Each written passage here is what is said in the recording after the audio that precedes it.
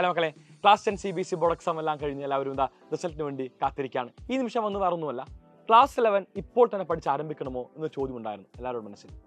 ആ കാണുന്ന question address ചെയ്യാനും അതുപോലെ തന്നെ മാത്തമാറ്റിക്സ് എങ്ങനെ പഠിക്കണമെന്ന് പറയാൻ വേണ്ടിയാണ്. The first thing is that ഇപ്പോൾ പഠിക്കേണ്ട ആവശ്യകതയുണ്ടോ ക്ലാസ് 11 CBSE? ഒറ്റ കാര്യം പറയട്ടെ, നമ്മുടെ അക്കാദമിക് ഇയർ നമ്മൾ ആലോചിക്കുന്നു. നമ്മൾ ഏകദേശം ക്ലാസ് ആരംഭിക്കാൻ വേണ്ടി പോകുന്ന മാസം ജൂൺ മാസം ഹാഫിലേക്കാണ്. ആൻഡ് എത്ര മാസം നിങ്ങൾക്ക് ക്ലാസ് 11 CBSE ക്ലാസ്സുകൾ ഉണ്ടാവും? ബഹുഭൂരിഭാഗം സ്കൂളിനകത്തും ഡിസംബർ മാസം നിങ്ങളുടെ 11th ക്ലാസ് വൈൻഡ് അപ്പ് ചെയ്യും. മാക്സിമം പോയാൽ ജനുവരി മന്ത്. ബാക്കി നിങ്ങൾക്ക് എന്താണ് എക്സാമിനേഷൻ എല്ലാം കഴിഞ്ഞ് ഫെബ്രുവരി മാസം സ്റ്റാർട്ടിങ് അതല്ലെങ്കിൽ മാർച്ച് മാസം സ്റ്റാർട്ടിങ് നിങ്ങളുടെ +2 ക്ലാസ്സുകൾ ആരംഭിക്കും. ക്ലാസ് 12 CBSE ബോർഡ് എക്സാമിന് വേണ്ടി പ്രിപ്പറേഷൻ ആരംഭിക്കും. അപ്പോൾ നിങ്ങൾ ആലോചിക്കാം, എത്ര മാസമാണ് നമുക്ക് ക്ലാസ് 11 CBSE പഠിക്കാൻ വേണ്ടി കിട്ടുന്ന സമയം? ഏകദേശം പറയുമ്പോൾ 6 മാസം അറ്റ് മാക്സ്. പക്ഷേ ഈ പറയുന്ന 6 മാസം കൊണ്ട് പഠിച്ചാൽ തീരുന്ന സിലബസ് ആണോ നമുക്ക് ക്ലാസ് 11 CBSE ഒരിക്കലുമല്ല. 6 മാസം കൊണ്ട് പഠിച്ചാൽ തീരുന്ന സിലബസ് അല്ല ക്ലാസ് 11 അപ്പോൾ എന്ത് ചെയ്യാൻ വേണ്ടി സാധിക്കും? 2 ഓപ്ഷൻ ഉണ്ട്. ഒന്നും പഠിക്കാതിരിക്കുക, നമുക്ക് അങ്ങനെ പറ്റൂല. വേറെന്താ ഓപ്ഷൻ? നമ്മൾ നേരത്തെ ആരംഭിക്കാം. അത് തന്നെയാണ് നമ്മൾക്ക് ക്ലാസ് 11 CBSE പ്രവേശിക്കുമ്പോൾ എനിക്ക് പറയാനുള്ളത്. നമ്മൾ നേരത്തെ ആരംഭിക്കണം.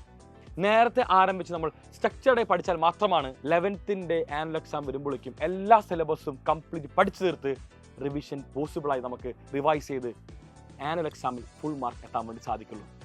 ഇതാണ് എനിക്ക് നിങ്ങളോട് പറയാനുള്ള ആദ്യ കാര്യം. And second thing is that mathematics എങ്ങനെ ഡീൽ ചെയ്യണം. എല്ലാവർക്കും 10th 14 ചാപ്റ്റേഴ്സ് ഉണ്ടായിരുന്നു ക്ലാസ് 10 CBSE ബോർഡ് എക്സാമിൽ. 11th വരുമ്പോൾ ചാപ്റ്റേഴ്സിൻ്റെ എണ്ണത്തിൽ യാതൊരു മാറ്റവുമില്ല, 14 തന്നെ. അപ്പോൾ സെയിം അല്ലേ? പക്ഷേ ഇവിടുത്തെ 14 എന്ന് പറയുമ്പോൾ കുറച്ചും കൂടി നമുക്ക് എന്താണ് ഇൻ ഡെപ്തിൽ പഠിക്കാനുള്ള ഒരുപാട് കാര്യങ്ങൾ കാണാൻ വേണ്ടി സാധിക്കും. ഒറ്റൊരു കാര്യം ഞാൻ പറഞ്ഞ് ഈ കാണുന്ന വീഡിയോ വൈൻഡ് അപ്പ് ചെയ്യാൻ വേറൊന്നുമല്ല. നമ്മൾ സൈൻ ഓഫ് A+B എന്ന് പറയുന്നത് sine A cos B plus cos A sin B ആണ്. അങ്ങനെയാണെങ്കിൽ verify this relation if A = 30 degree and B = 60 degree. ഇതായിരുന്നു 10th CBSE ചോദ്യം. നമ്മളിത് വെരിഫൈ ചെയ്യണം. അപ്പോൾ എക്ക് 30 കൊടുക്കുന്നു, ബിക്ക് 60 കൊടുക്കുന്നു. നമ്മളെന്താണ് കംപ്ലീറ്റ് വെരിഫൈ ചെയ്ത് തീർക്കുന്നു. പക്ഷേ ഞാൻ ഇപ്പോൾ തന്നെ പറഞ്ഞ കാര്യം, ഇത് ക്ലാസ് 11 വരുമ്പോൾ ഇതൊരു ഫോർമുലയാണ്. എങ്ങനെ? സൈൻ ഓഫ് A+B എന്ന് പറയുന്നത് sine A cos B plus cos A sin B ആണ്. സൈൻ ഓഫ് A - B എന്താണ്?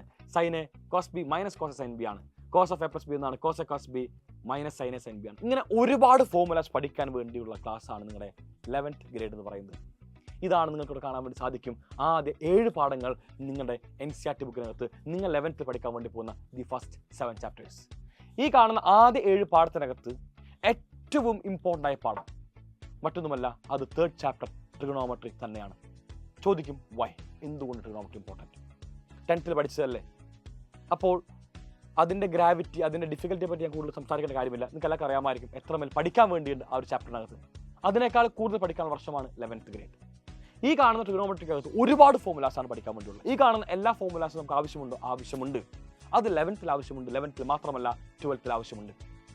നിങ്ങൾ ഭാവിയിൽ എഴുതാൻ വേണ്ടി പോകുന്ന എല്ലാ എക്സാംസിലും എൻട്രൻസ് എക്സാമിനേഷനകത്തും ഈ കാണുന്ന ഫോർമുലാസ് ആവശ്യമുണ്ട്. ഇത് ഒരു ബേസിക്സ് ആണ്, ഏറ്റവും ബേസ് ആണിത് 11th ട്രിഗണോമെട്രിയിലെ ഫോർമുലാസ്. ഇനി ഒന്നാമത്തെ പാഠം സെറ്റ്സ് ഉണ്ട്. അത് ഞാൻ പറയുകയാണെങ്കിൽ ഇപ്പോൾ നമുക്കറിയാം ബയോളജിക്കകത്ത് cell the unit of life എന്ന് പഠിച്ചിരുന്നു. അതുപോലെ തന്നെ മാത്സിൻ്റെ ഏറ്റവും ബേസ് ആണ് സെറ്റ്സ്. വളരെ ഈസി ആയിട്ട് മാർക്ക് സ്കോർ ചെയ്യാൻ സാധിക്കുന്ന, വളരെ ഈസി ആയിട്ട് പഠിക്കാൻ വേണ്ടി സാധിക്കുന്ന ഒരു ചാപ്റ്ററാണ് സെറ്റ്സ്. പക്ഷെ എന്നാൽ തന്നെ നമ്മളാണ് ഒരു ഫസ്റ്റ് ചാപ്റ്റർ എന്ന് രീതിക്ക് എല്ലാവരും അതിൻ്റെ ഇമ്പോർട്ടൻസ് കാണണം. അതിൻ്റെ ഇമ്പോർട്ടൻസ് കണ്ടുകൊണ്ട് തന്നെ ഗംഭീരമായിട്ട് പഠിക്കണം. സെക്കൻഡ് ചാപ്റ്റർ വരുമ്പോൾ റിലേഷൻസ് ആൻഡ് ഫങ്ഷൻസ്. ഇതിലേക്ക് എത്തി നിൽക്കുമ്പോൾ സംഭവം ഈസിയാണ്. ഒരു 3/4 പോർഷൻസ്, ബട്ട് ലാസ്റ്റ് ഒരു 1/4 പോർഷൻ ഉണ്ട്. അത് പഠിക്കാനുണ്ട്. അത് വേറെ ഒന്നുമല്ല, ഗ്രാഫാണ്. ഈ ഗ്രാഫ് 12th ക്ലാസ്സിലേക്ക് വരുമ്പോൾ എക്സ്ട്രീംലി ഇമ്പോർട്ടൻറ്റ്. നമുക്ക് MCQ സോൾവ് ചെയ്യാനായിട്ട് വിത്തിൻ എ സെക്കൻഡ് സാധിക്കണമെങ്കിൽ ഗ്രാഫ് അറിയണം. അതല്ലെങ്കിൽ നമ്മൾ ഈ കാണുന്നതിനൊക്കെ തന്നെ പ്രോപ്പർട്ടിയും അതുപോലെ തന്നെ അതിൻ്റെ മറ്റു കാര്യങ്ങളെല്ലാം നോക്കി പ്രോബ്ലം ചെയ്യേണ്ടി വരും. പക്ഷേ ഗ്രാഫ് ഉണ്ടെങ്കിൽ ഈ ഒരു സെക്കൻഡ് കൊണ്ടാണ് ആൻസർ ചെയ്യാൻ വേണ്ടി സാധിക്കും. അതാണ് നമുക്ക് വേണ്ടത്. അതിനുവേണ്ടി ഗ്രാഫിൻ്റെ ഇമ്പോർട്ടൻ്റ് ആയിട്ടുള്ള എല്ലാ ഭാഗവും പഠിക്കണം. പിന്നെ ഒറ്റ കാര്യം ഞാൻ പറയുന്നു, 12th ഗ്രേഡിലെ ഫസ്റ്റ് ചാപ്റ്ററിൻ്റെ പേര് വേറെ ഒന്നുമല്ല, അതിൻ്റെ പേരും റിലേഷൻസ് ആൻഡ് ഫങ്ഷൻസ് ആണ്. മറ്റു പാഠങ്ങളിലേക്ക് പോകുമ്പോൾ കോംപ്ലക്സ് നമ്പേഴ്സ് പോകുന്നു. അതൊരു പുതിയ നമ്പർ സിസ്റ്റമാണ്. നമ്മളെന്താണ് റിയൽ നമ്പേഴ്സ് പഠിച്ചിരുന്നു. റിയൽ നമ്പേഴ്സിന് പുറമെ അടുത്തായിട്ട് പഠിക്കാൻ വേണ്ടി പോകുന്ന നമ്പർ സിസ്റ്റമാണ് കോംപ്ലക്സ് നമ്പർ സിസ്റ്റം. അതെല്ലാവർക്കും വളരെ ഈസി ആയിട്ട് ക്രാക്ക് ചെയ്യാൻ വേണ്ടി സാധിക്കുന്ന ചാപ്റ്റർ തന്നെയായിരിക്കും. ഇതിന് പുറമെയാണെന്ന് വരുന്ന ഇന്നിക്വാലിറ്റിയും അതുപോലെ തന്നെ പെർമുറ്റേഷൻ കോമ്പിനേഷനും. ഇന്നിക്വാലിറ്റി അല്ലാതെ നമ്മൾ പണ്ടേ കണ്ട സംഭവം തന്നെയാണ്. ഓക്കെ, പണ്ടേ കണ്ടിട്ടുണ്ട്. നമ്മളെന്താണ് ഒരു ചാപ്റ്ററായിട്ട് ഇൻ ഡെപ്ത് ഡീൽ ചെയ്യാൻ വേണ്ടി പോകുന്നു. വളരെ സുഖമായിട്ട് board exam point of view, അതായത് നിങ്ങളുടെ സ്കൂൾ എക്സാമിന് ക്രാക്ക് ചെയ്യാൻ വേണ്ടി സാധിക്കും. പക്ഷേ എൻട്രൻസ് എക്സാമിലേക്ക് വരുമ്പോൾ നമുക്ക് എന്താണ് ട്രിഗണോമെട്രിയും അതുപോലെ തന്നെ എല്ലാം കൂടി അപ്ലൈ ചെയ്തുകൊണ്ടുള്ള ചോദ്യങ്ങളാണ് പൊതുവെ ഉണ്ടാവാറ്. അങ്ങനത്തെ ചോദ്യങ്ങൾ ഉൾപ്പെടെ നമ്മൾ ക്ലാസ്സിനകത്ത് ഡീൽ ചെയ്യുന്നത് ആയിരിക്കും. മൂവിങ് ഓൺ ടു പെർമുറ്റേഷൻ കോമ്പിനേഷൻ, അതും ആവശ്യമുണ്ട്. കാരണം സെലക്ഷൻ എന്ന് പറഞ്ഞ സംഭവം ഉണ്ടോ. ഇപ്പോൾ ഒരു മൊത്തം 15 പ്ലെയേഴ്സ് ഉണ്ട്, എനിക്കത് 11 പ്ലെയേഴ്സിനെ സെലക്ട് ചെയ്യണം. എത്ര വേസിൽ പോസിബിൾ ആണ്? ഇതെല്ലാം വരുന്നൊരു കോൺസെപ്റ്റ് വരുന്നത് ചാപ്റ്റർ വേറെ ഒന്നുമല്ല, അത് പെർമുറ്റേഷൻ ആൻഡ് കോമ്പിനേഷൻസ് ആണ്. ഈ ചാപ്റ്റർ നിങ്ങൾക്ക് class 11th class 12th probability chapter ഉണ്ട്, അതിനകത്ത് നമുക്ക് എന്താണ് കംപ്ലീറ്റ് അപ്ലൈ ചെയ്യേണ്ട ആവശ്യമുണ്ട്. അതുകൊണ്ട് ഈ ഒരു പാഠം എല്ലാവരും ഗംഭീരമായിട്ട് പഠിച്ചിരിക്കണം. ഇതിൻ്റെ അപ്ലിക്കേഷൻ പോലെയാണ് നമുക്ക് നെക്സ്റ്റ് ചാപ്റ്റർ വരുന്നത്, 7th ചാപ്റ്റർ ബൈനോമിയൽ തിയറം. വളരെ സിമ്പിളായിട്ട് മാർക്ക് സ്കോർ ചെയ്യാൻ സാധിക്കുന്ന ഒരു ചാപ്റ്റർ. പണ്ട് കാലഘട്ടമാണെങ്കിൽ ഒരുപാട് പഠിക്കാൻ വേണ്ടി ഉണ്ടായിരുന്നു, പക്ഷേ എന്താണ് ഇപ്പോൾ ഭയങ്കര സിംപ്ലിഫൈ ചെയ്തുകൊണ്ട് ചുരുങ്ങിയ ഭാഗം ഒരു 2-3 പേജ് മാത്രത്തിൽ നമുക്കാണ് ഒതുക്കാൻ വേണ്ടി സാധിക്കുന്ന ചാപ്റ്ററായിട്ട് മാറിക്കഴിഞ്ഞു ബൈനോമിയൽ തിയറം. ഇതാണ് ആദ്യ 7 പാഠങ്ങൾ. നെക്സ്റ്റ് 7 ഇവിടെ കാണാൻ വേണ്ടി സാധിക്കുന്നുണ്ട്. നമുക്കിങ്ങനെ ജോമെട്രി വരുന്ന ഒരു ഭാഗമാണ് ഇനി നെക്സ്റ്റ് 7 ഉൾപ്പെടാൻ വേണ്ടി പോകുന്നത്. മെയിൻലി ജോമെട്രിയാണ്, കോൺ സെക്ഷൻസും സ്ട്രേറ്റ് ലൈൻസും അതുപോലെ തന്നെ ഇൻട്രോ ടു 3D, ഇങ്ങനെ 3 പാഠങ്ങൾക്ക് കാണാൻ വേണ്ടി സാധിക്കും. വളരെ ഈസിയായിട്ട് പഠിക്കാൻ വേണ്ടി സാധിക്കുന്ന ചാപ്റ്റേഴ്സ് ആണെങ്കിലും ജോമെട്രിക്കൽ ഐഡിയ മസ്റ്റായിട്ടും എല്ലാവർക്കും ഉണ്ടാവണം. നമുക്ക് 12th ഗ്രേഡിലേക്ക് വരുമ്പോൾ എന്താണ് ഇവിടുത്തെ ഒരുപാട് ജോമെട്രിക്കൽ ഫോർമുലാസ് അതുപോലെ തന്നെ ജോമെട്രിക്കൽ ഐഡിയാസ് നമ്മളെന്താണ് അപ്ലൈ ചെയ്യുന്നതായിരിക്കും. ഈ ബാക്കിയുള്ള പാഠങ്ങൾക്കകത്ത് ഏറ്റവും ഇമ്പോർട്ടൻ്റ് ആയ പാഠം it's nothing but limits and derivatives. ചോദിക്കും വൈ, എന്തുകൊണ്ട്?